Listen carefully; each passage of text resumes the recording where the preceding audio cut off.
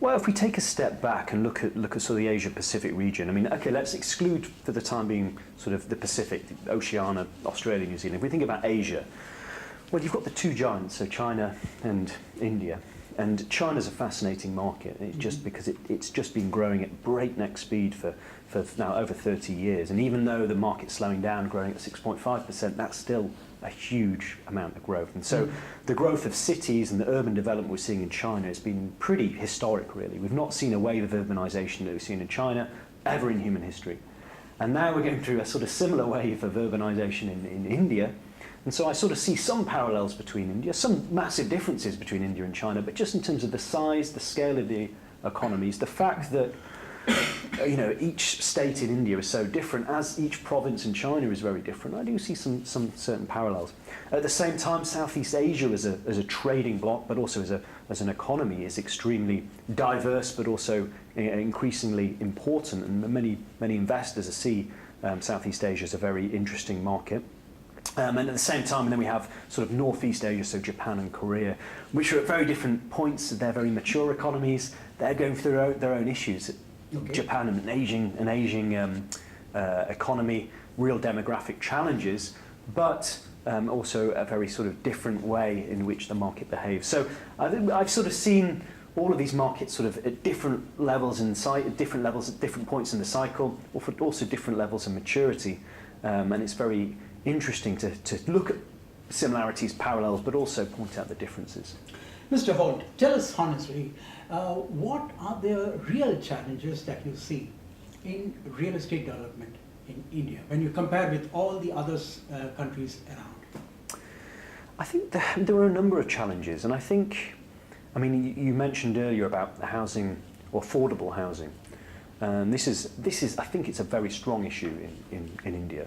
The fact that perhaps developers have been more focused on the higher end residential product, which gives them the margins, the profits. And this is not just an issue just in India, but it's certainly, I see it as an issue in India. So I think housing affordability is a big issue, and that's something where the state or policymakers would have to intervene to ensure that the housing at the right price is coming in to be able to house growing and swelling cities. Okay. Because we have millions of people moving into the cities every year in India, and this is going to be an ongoing challenge. So there's a bit of a mismatch there. There's also, I think, been a lack of transparency and regulation. Obviously, we now have the real estate regulator here in India, and that was sort of long overdue. There is more transparency coming into the market. There's more, and hopefully Knight Frank is also playing a role in that by doing a lot more research and providing a bit more transparency into what are often quite fragmented markets and opaque markets. Mm-hmm. And that's always a challenge for investors or developers when they're looking at these sort of markets. So there's been real challenges in the India market, but there are things that also makes me very hopeful and optimistic for the future. Several things that you have talked about. First thing is about let's talk about Singapore as an example, where the government had taken an initiative to bring low-cost housing to the people, and that became a huge success. Actually, here the developers would say Singapore is a role model for India.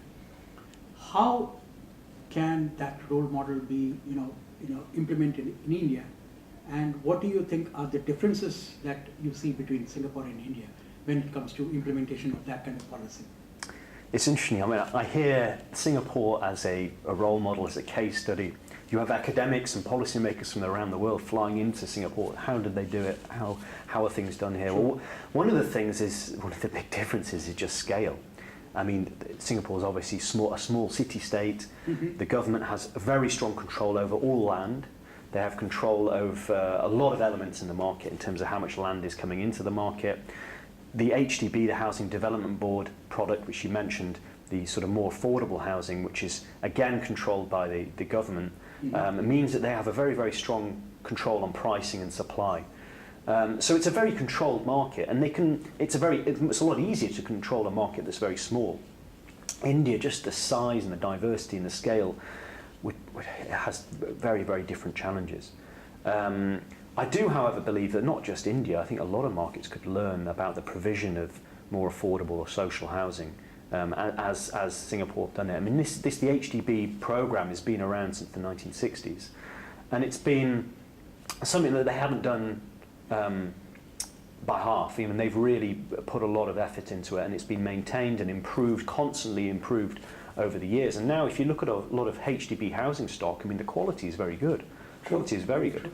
And I think that's where, if you look at sort of council housing in the UK or social housing in other markets, and you look at the quality, it's just nowhere near they have in Singapore. So they've managed to get the costs down. They've worked very hard at getting costs down and in providing the right incentives to ensure that the housing is met for the people. And that's one of the key things. They've always thought, you know, this is almost a public good. It has to be something that we provide the Singaporean people. Mr. Holt, let me get specific here. Many of the developers here would say that low-cost housing is not taking off. I mean, we ourselves have been covering low-cost housing in India for the last 8 years. We have our annual event on low-cost housing. But the biggest problem which developers talk about is the cost of land. Yeah. Okay. Now, in that regard, how different is are the countries where low-cost housing has successfully been implemented, and how can we adopt it in India? Well, the price of land is very much controlled by the government in Singapore. So that's the big difference. Essentially, it's controlled. Okay. So they can make it work essentially, whereas that's not necessarily the case here, and it's not necessarily the case elsewhere. There can obviously be incentives. There can be different methods of making it worthwhile for developers to look into affordable housing. But it is the issue that developers, they'll look at their margins and they'll say, well, the sort of mid to high end is where I'm going to make my IRR hurdle rate, or whatever it is. The returns I want are up in the sort of high end. That's the problem here, Nicholas Holt, that many of the times we have seen that developers in a booming market would always get into the higher end. Yes. And only during the downturn they would turn to budget housing. Yeah, absolutely. Almost as if it's a buffer. Now, how can that trend change? There are only a few players in low-cost housing today who have mastered the art of low-cost housing. The rest of them say that it's very simply a different animal altogether, and all the dynamics are different. Acquisition of land is a different problem in low-cost housing. The kind of one of our townships, a major township here, failed on low-cost housing. It was supposed to be a great example. It failed simply because the people did not have the documentary records to buy a house or get bank loan. Now, nobody thought about it when they started the project. It's only when the implementation came, then you realize that, people don't have documentary evidence to get bank loan. So how do countries like Singapore or any other examples that you have in the developing world solve these problems? Well, I think a comprehensive study and a comprehensive review of how this could be carried out needs to be done. As you mentioned, you can't just be thinking about, okay, how do we build it? Then we have to think about, well, who can buy it, and how do they buy it, and how do they get the finance? They've got to think about, well, how can this be right from the developer's point of view? So, how can land be provided, and that's maybe through the planning system. True. How can construction costs come down? And I guess that's from developers. I mean, they've got to really, while providing a solid and reasonable quality product, True. That's correct. How can we get construction costs down? And that's one thing you see with the HDB in Singapore. It's always about trying to get that construction cost down at the same time. So it's really trying to control costs. But in terms of at the end, talking about Singapore alone, in that particular example that you have stated, what are the three major steps that India could take in terms of bringing down the construction cost? Well, I'm not a quantity surveyor myself. Construction's not my area of expertise. Okay. But whether it's prefabricated, there are a number of areas, and it's also something that they're exploring in China as well, because there's been huge affordable housing programs rolled out in China? Because affordability is also a big issue in China, as it is. It's actually very interesting. There is a Indian manufacturer who does make prefabricated structures for real estate, but he does not sell it in India. He sells it in Singapore. China. Oh, in Singapore, yeah. So I don't know if that's being made here. Then maybe the developer should be looking into that.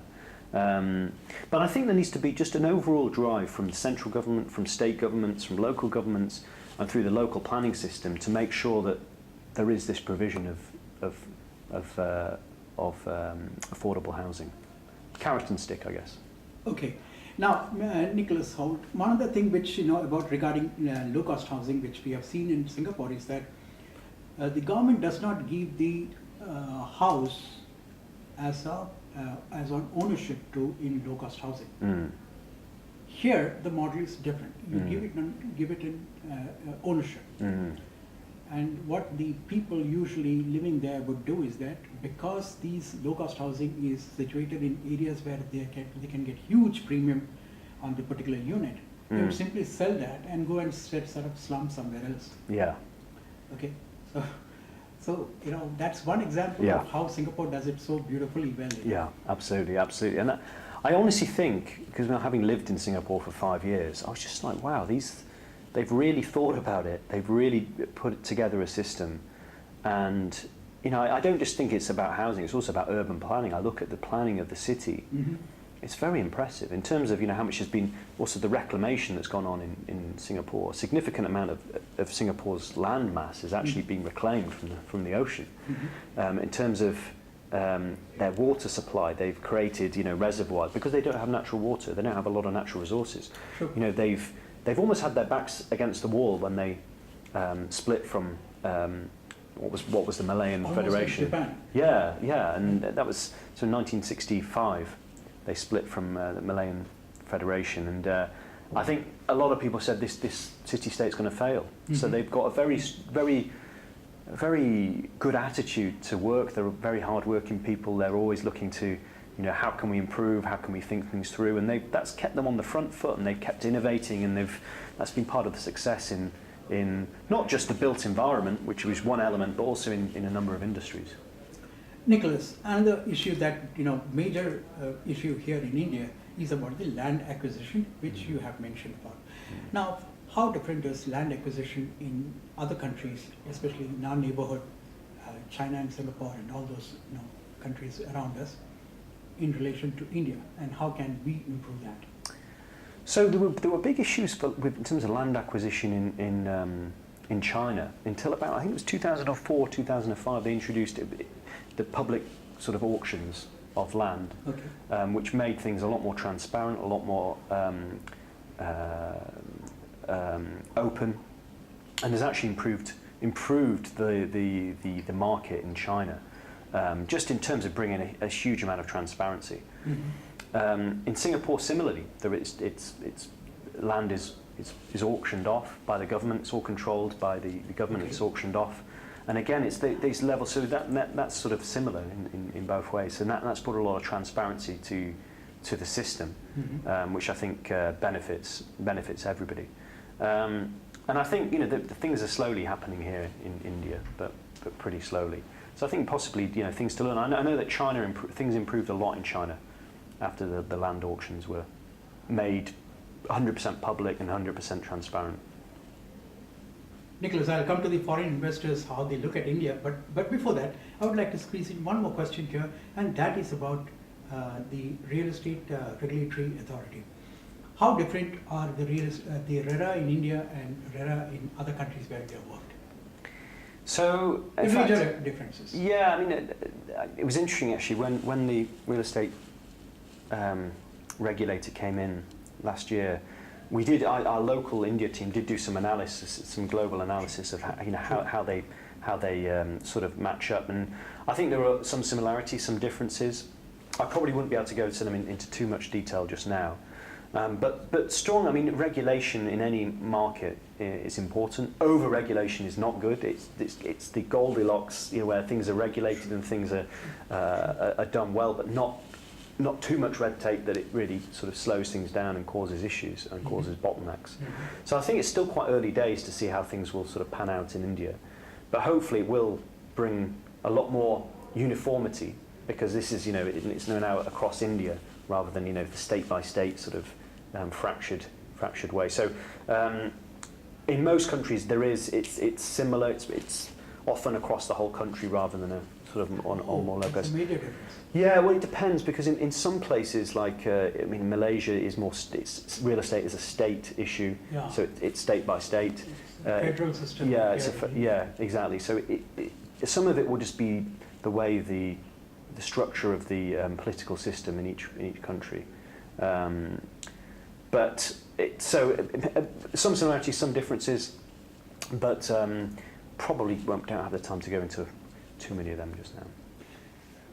Nicholas, I wanted to ask you this particular question, which I never fail to ask anyone coming from abroad, and that is about the single window clearance, which many of the developers here ask for. But do you really see a single window clearance anywhere in the world? And if it is existing, that kind of system exists, then how can we adopt it? Well, I think it depends on which markets you're looking at. Approval processes can be very laborious and very slow in some markets. Other markets, things can happen more quickly. For example, Singapore, things happen a lot more quickly, but there's also a lot of pressure for you to build, for you to develop very quickly, because otherwise you start facing penalties. So there are different ways of doing it. Yeah, we could grant permissions a lot quicker, but then there's often a stick to make sure that people don't then sit on the land, that it actually is developed. So yeah, I think there'd have to be a sort of study, a view of sort of how all these things are done. I mean, often it can also depend on the local authorities in each market. How fast things are, if there's any sensitivities, what sort of land it is, and what sort of development it is. There's often not a typical sort of time period. Often it can vary depending on the type of scheme, etc. Nicholas, in all these things, let it be land acquisition, let it be single window clearance, it could be about the low-cost housing available for people. We have something called BPL, that is below the poverty line. Even in your home state of UK, how do they work over there on these issues? So things are quite different. I'm essentially trying to find out the solutions that many developers ask us. Solutions to various problems that we have. Yeah. So what would that be from? What kind of lessons that we can learn from UK? I think you need both strong policy, strong planning guidelines, because ultimately the planning system controls land.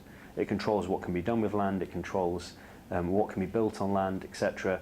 Then strong regulation, but then also not over-regulation. At the same time, developers need to be able to provide the sort of the private capital and the innovation to bring product to the market. Sure.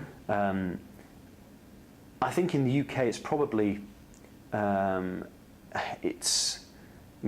do things work in the UK? I think approvals have been streamlined over the years. Things can get easier, but at the same time the planning process does allow, within a certain window period, obviously discussion and objections, etc., to any planning to any project. In terms of affordable housing, well, the UK had a huge amount of affordable housing built after the Second World War. A lot of it was actually privatised in the 1980s.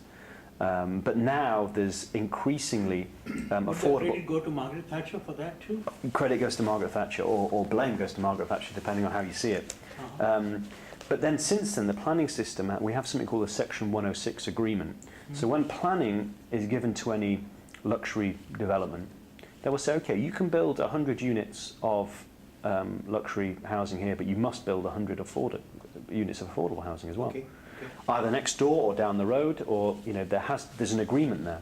So yeah, sure, you can build the luxury residential, but you also have to build the affordable. So that's a planning tool that's used in the UK for them to sort of ensure that it's not just, doesn't just become a luxury housing enclave. There is that sort of mix. Actually, that's one of the fears that many of the town planners in Mumbai has. They essentially feel that the cost of living is going so high that the middle level as well as the lower level are going to get priced out. Entire population would move out because of the cost of living and the lack of good housing for them. Yeah, absolutely. So I think this section 106. So even if you look at some of the big central London projects, there will be some element, some component of affordable housing. So that's a tool that could be developed in India as well.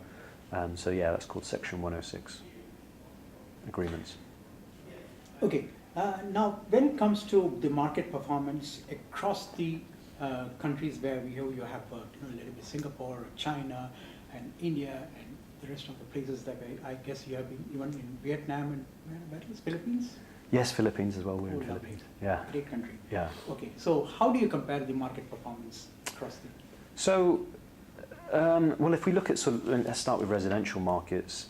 Some of the strongest performers, in fact, interestingly, in 2017, the strongest performer in the sort of high end of the residential market was actually Guangzhou, across Asia Pacific, so in South China, in Guangdong province. And that's actually some of that sort of catch-up or relative affordability compared to Shenzhen, Shanghai, Beijing. That's been an interesting market. Singapore is performing relatively well. There's quite a lot of sort of positive sentiment in the Singaporean market, partly on the back of, there was a lot of collective sales last year, where an existing residential unit, when 80% say, okay, we're happy to sell, then a developer can come in and buy and redevelop. Okay. So there's been some big collective sales deals done last year, and that sort of added a lot of positive sentiment in the market. Prices were up about 6% in the prime end of the market.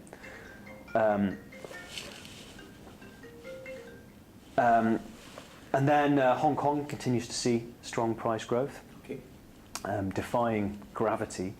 Whereas India, because of the sort of demonetisation, the back end of 2017 was quite a flat year in the residential market. True. On the other hand, on the commercial markets, generally commercial markets have performed quite well across the region. Economic performance has been better in 2017 than many projected, and that sort of economic growth has a strong sort of correlation with demand for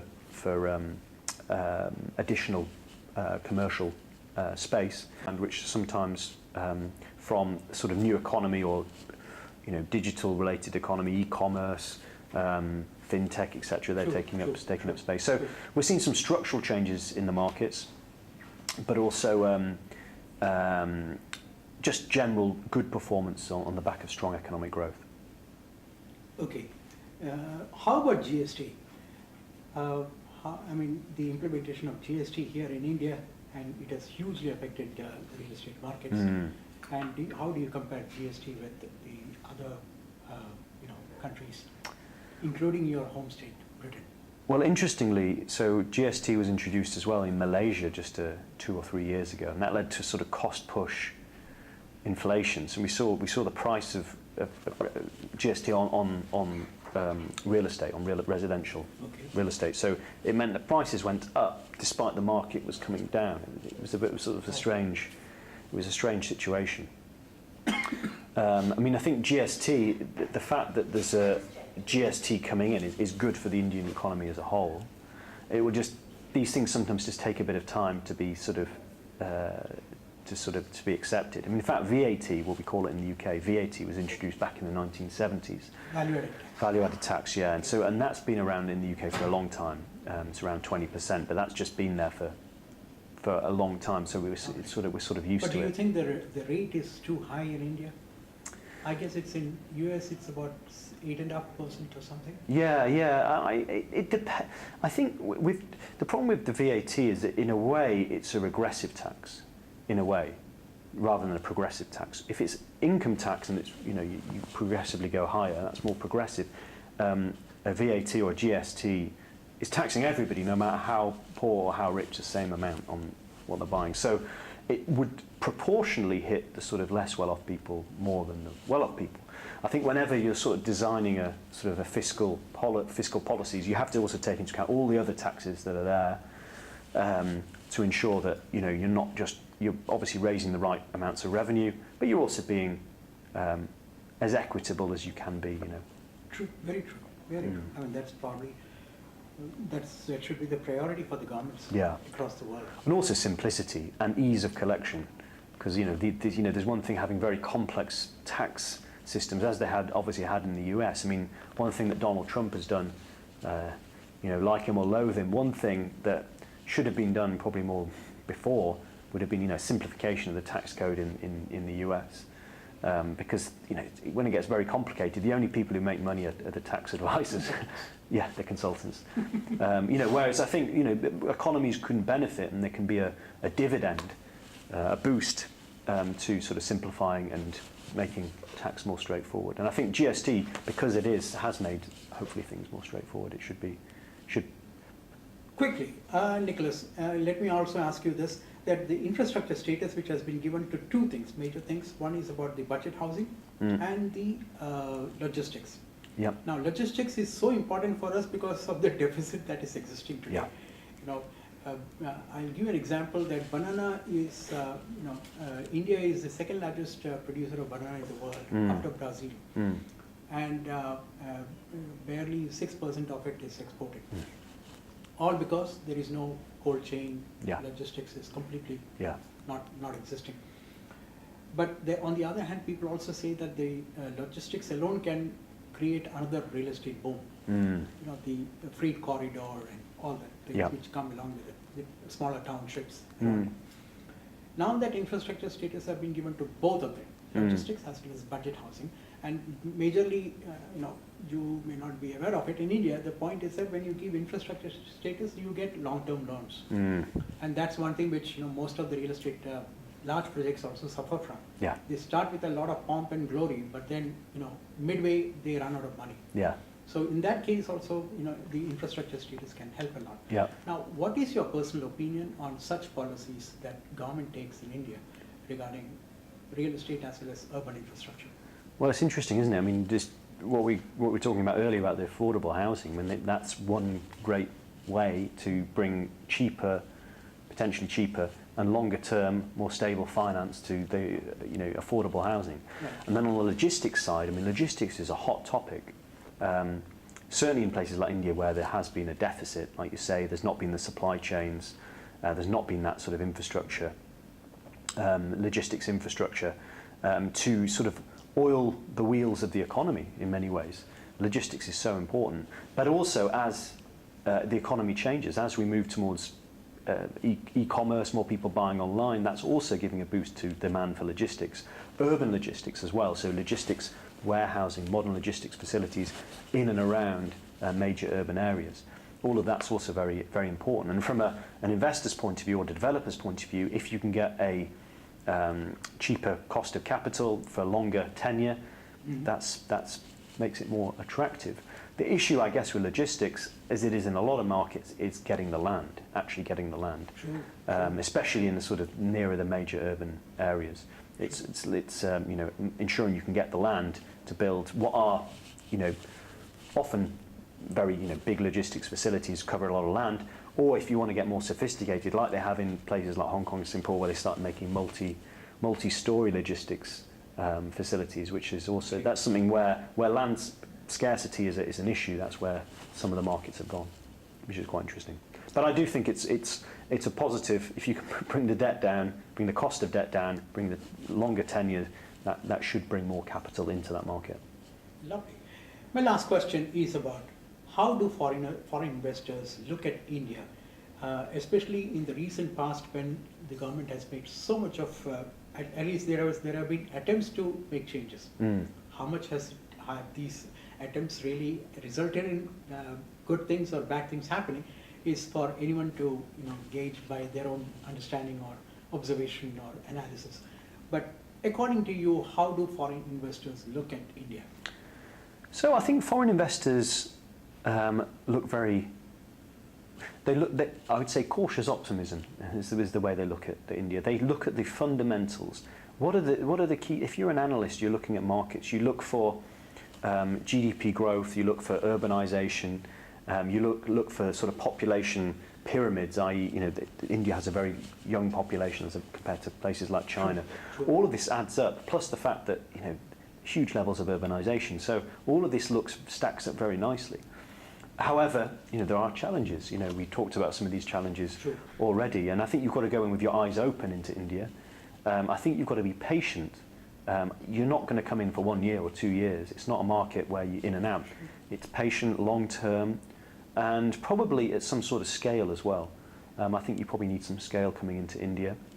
The investors that we talk to, the ones that are the most interested are some of the US private equity funds, some of the Singaporeans. Singaporeans have been very active actually in a number of markets around the world, but India certainly, players like GIC and Ascendus have been coming into India, Yes. India for a while. Canadian pension funds have obviously been around as well. Well, there was a flurry of interest from the Chinese developers as well, although that's sort of receded a little bit. Certainly we had Wanda, Country Garden, etc. looking. Wanda had a big project up near Delhi. But overall, I think, as a long-term prospect, India looks very, very good, very positive. And I think it's, the Indian government has made the correct overtures and saying, well, this market's open for foreign capital. All of the developers are looking for partners, for equity. And there could be some good JVs or good marriages that we could putting together in India to produce, international quality produce with the local knowledge and expertise of the Indian developers as well. So I think there's big potential, and certainly for those investors again who look at the long term. Especially to do with retail, what we call it as multi-brand as well as single brand retail. Now, how do the investors, real estate investors from abroad look at it? Because the progress has been quite slow. In the last government, it didn't happen, and even now, they are trying to push it. There is a lot of opposition. So yeah, there's been flip-flopping, hasn't it? It's been passed and it's not, and I think that's certainly a bit of uncertainty around the retail market. The multi-brand retailers. But to be honest, retail itself is going through such an overhaul.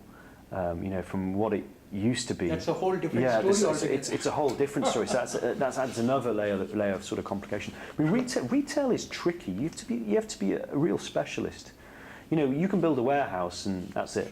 True. You can build an office building, as long as the location's all right, that's okay. Retail, however, there's a lot more to really make retail work. More than just good structures. Yeah, it's more than good structure. You've got to think a lot about the concept. You've got to think heavily about the design. Sourcing of goods. Exactly, yeah. Them, all that. Exactly. So retail's more challenging, and like you say, in India, there's an added layer of complication.